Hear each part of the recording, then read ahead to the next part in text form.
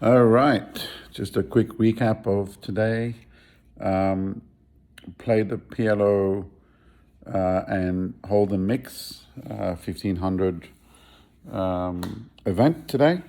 Um, I knew it was going to be a good day the moment I turned up at my table and I look across and Mr. Andy Black, one of my all-time favorite old school poker pros, was there. So had a really straight away we just started bantering and joking and like seriously making people laugh and just enjoying ourselves. Like it was really cool. I had met Andy in Dublin earlier in the year. Playing with him on a table for a few hours in the main event, which he ended up coming fourth in, I think, for like 100K.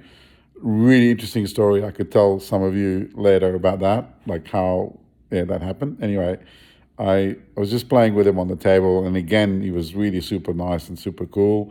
And I told him like I'm a favorite of his for a long time, or he's a favorite of mine, I should say. And yeah, we exchanged numbers, but never really did anything with that.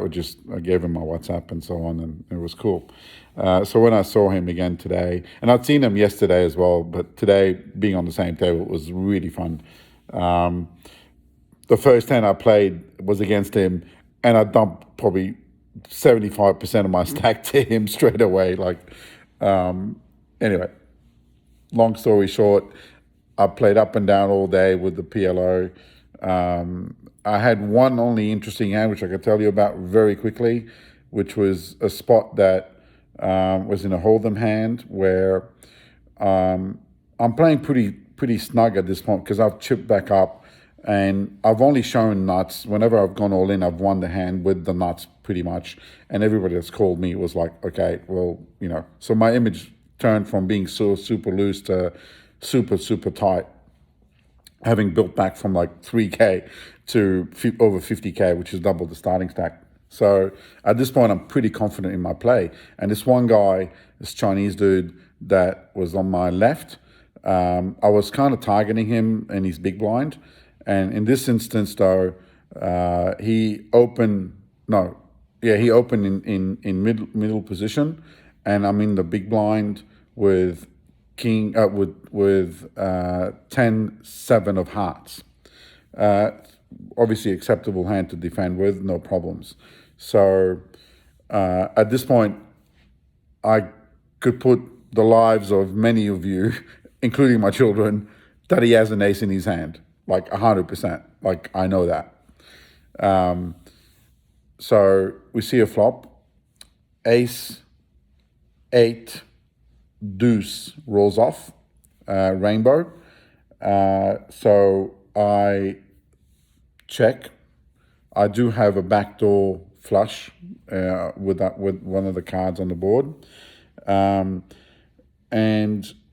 he bets super low, like very weak. But I know it's not an indication or anything. I just know I put him on an ace, possibly a weak ace, and that's probably why he's not.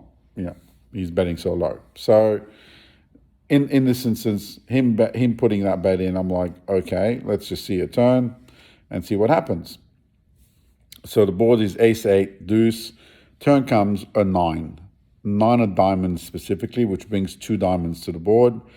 And at this point, I've got up and down, and I feel pretty strongly that I can make this play. Now, I check again, and now he puts in a 3K bet. And if you're going to run a bluff, the best time to do it really is on the turn. I could represent a lot of two pairs there, which is what I'm doing by raising them. So I bump it up to 11K. Now, the idea behind that is obviously to make him fold. And if he doesn't fold, I still have a lot of hands, a lot of cards to catch on that river to make my hand, which would be kind of disguised. But anyway, I go for it at this point. He takes a while, but he does make the call. And that worries me a little bit, obviously, because he could have a lot of two pairs, but he would re-raise. and he doesn't. So I am still pretty certain he's got an ace with some kind of weak kicker. So river comes a blank. The diamonds doesn't get in. I miss my straight draw. And now I have a decision to make. I cover him in chips. I've got about 39K left at this point, and I cover him by about 12 or 15K. I could reassess this hand and play it a different way another time, but essentially I just go, I know that the only chance I have, obviously, of taking that pot is to go all in, which I do. And now he tanks for a very long time, very, very long time, but he does end up making the call. I table my hand and he shows me ace 10 of diamonds. So I'm pretty sure that if a diamond draw wasn't on that turn, obviously my bluff would have worked on that river because he may not even call my turn bet. I reassessed this hand actually with Andy, and it was kind of interesting, his take on it, which would have been something that I thought of. Oh, I would say that in the old days, if I could say that. But I felt this play was okay. I wanted to attack this guy. I could represent so many things. So many two pairs, so many sets, so many hands that beat his single paired ace. But the thing that I probably need to put into my game is not only look at the mathematics and the actual play, look at the tells, but also the type of player he was and whether he was capable of making these kinds of holds. Clearly, he had a hard decision. I'm not saying he snap called me. He took a very long time. And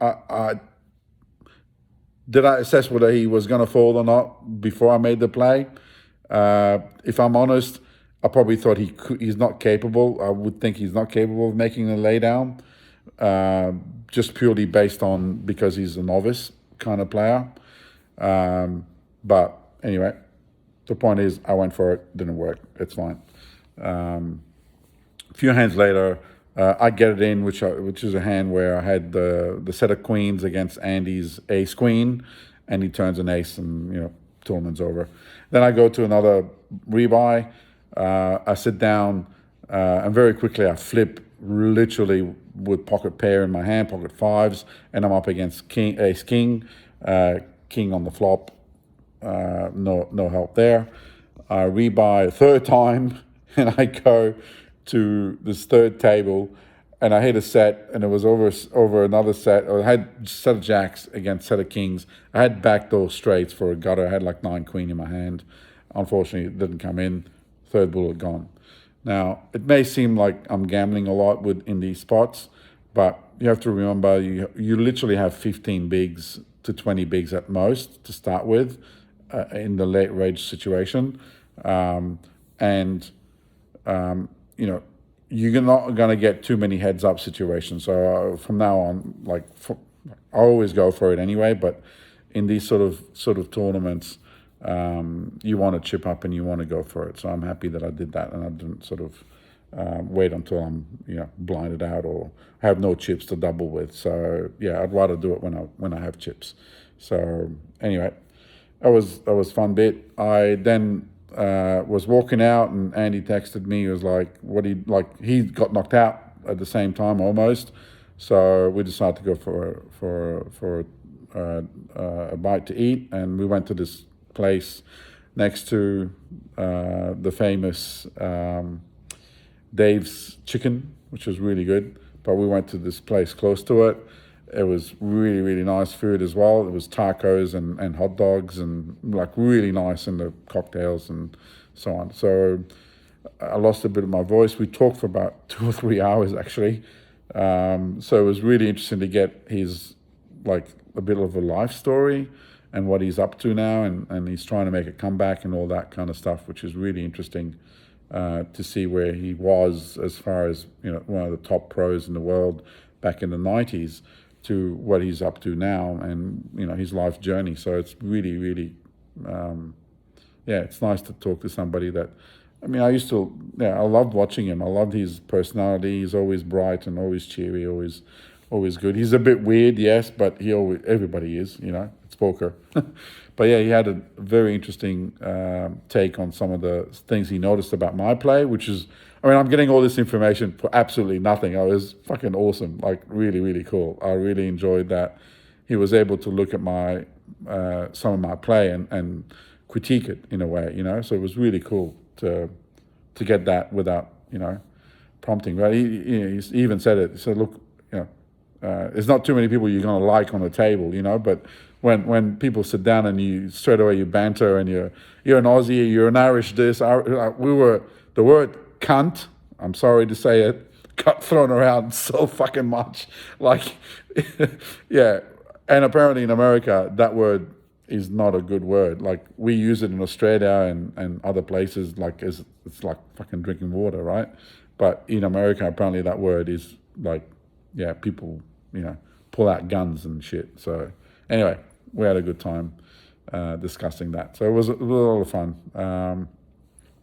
I've invited him over to have a relaxing day because he's into Zen stuff and meditation and all that. So I thought, well, if you want to come over and use the pool or whatever, he's training for the main event. So he's just telling me his process and what he's going through and trying to prepare for a good run at the main event. So I wished him luck anyway. So yeah, that was my day. And yeah, so tomorrow is a PLO 8. I'm gonna, yeah, it's one I want to win. It's one I really want to win because I feel like I played a lot more PLO 8 than actual just straight up PLO. So got a bit more of a handle on the attacking strategies of it. So it's really, really cool. But we'll see. If I don't do any good in that, there is another couple of Omaha events during the week, so I might pop into those. But I'm not going to play too much more because I really want to have a good run at the main event. Hopefully, hang in there for a few days at least and try and go as deep as I possibly can. But it's very tiring. Like you have no idea. It's really, really super tiring. Like even today, I didn't play that much, like so many hours in a row, but it's draining day after day, day after day. So you got to take a day or two to just go, fuck, like, just take it easy. You don't need to think about poker and be around poker all like 24 hours, but it's really difficult and really, really hard. So I'm looking forward to coming home. 2.5 more weeks, I'll be home. So I'm looking forward to coming home. I'm landing in Melbourne for my son's Bucks. So straight from Vegas to Melbourne. Gonna love it. Can't wait to enjoy a good evening with the boys in Melbourne. James, I miss you. Love you. I can't wait to see you and enjoy a weekend there. But I'll be home on the week of the 23rd or 24th of July. So not far away. So maybe we'll organize a home game.